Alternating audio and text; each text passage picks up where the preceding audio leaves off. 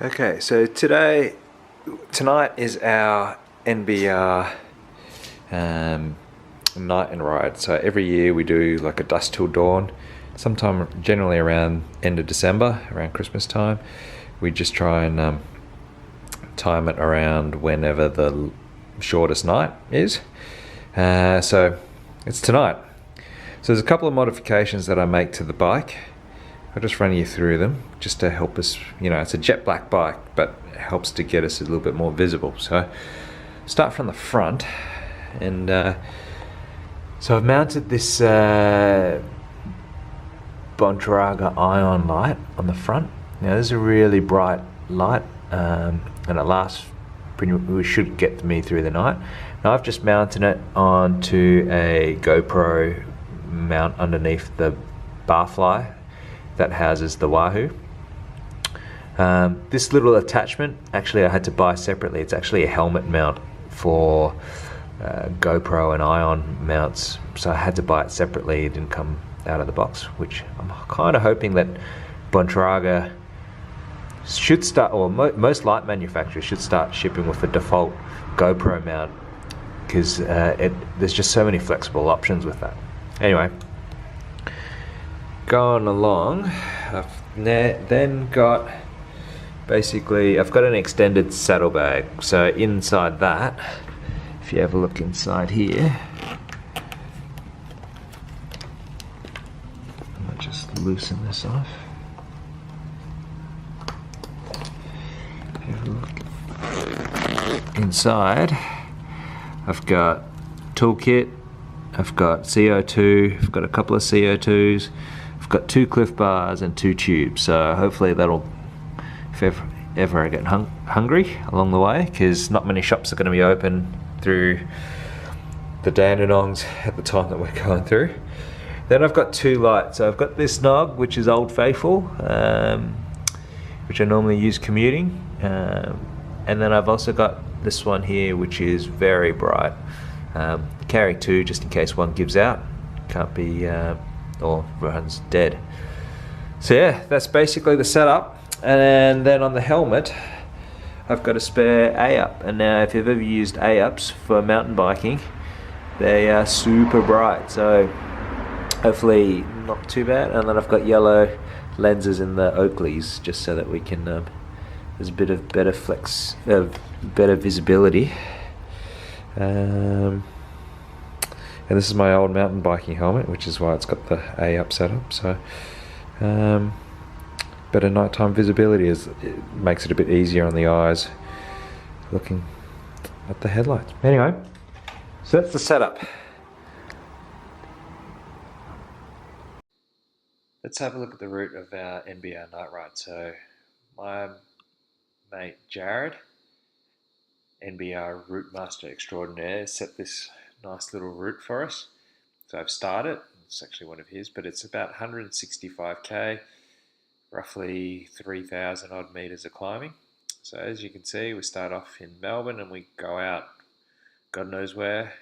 Looks like we're going out past Lilydale and back in through the Nongs and then back home via Canterbury Road. So let's have a look at the weather forecast for today. And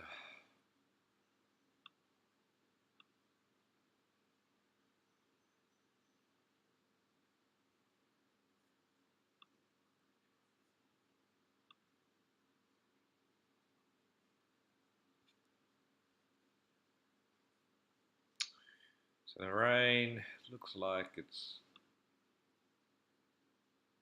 going to be on and off again all night. So it's going to make things a little bit interesting. Yeah. On the plus side, it's not going to be too cold. And then similarly, it's not going to be too warm either. Doesn't look too heavy. So it looks like it'll be light showers out there.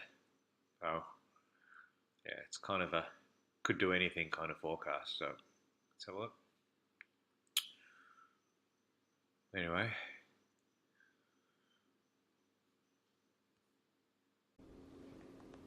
Alright, so let's have a look at what sort of food and nutrition I normally have. So, start with the water.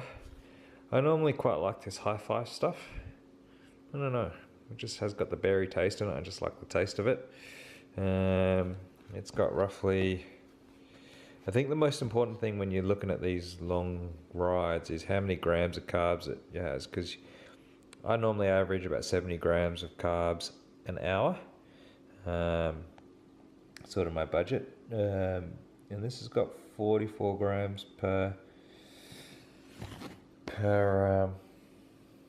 serve. So the important part about that is I find it hard to eat quite a lot on the bike at the same time, so having your carbs through your water bottle actually makes life a little bit easier. This one is one that I've just started doing. I picked it up at the Buxton boot camp. Quite like this pineapple flavour. It's a bit different. So berries, pineapples, something a little bit better. So the good thing about this one, I don't know, where's the nutrition information?